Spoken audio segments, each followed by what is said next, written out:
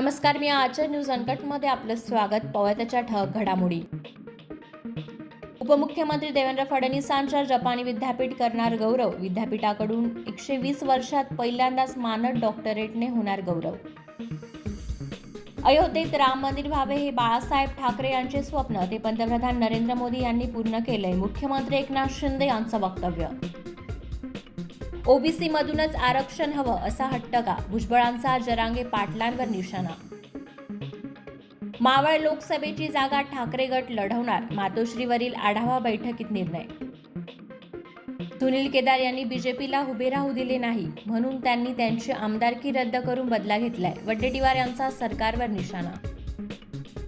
मोदी शहांचा पुन्हा धक्का, चव्हाण शिंदे यांचे खास नेते मंत्रिमंडळातून बाहेर. रिलायन्स इंडस्ट्रीने मनोरंजन क्षेत्रातील दिग्गज वॉल्ट डिझनी सोबत केला करार.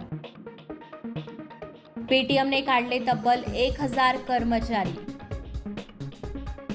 ऋतिक रोशन आणि दीपिका पादुकोणच्या फायटरचं नवं पोस्टर रिलीज. आणि ऑस्ट्रेलिया विरुद्धच्या वन डे आणि T20 मालिकेसाठी भारताचा महिला संघ जाहीर. धन्यवाद.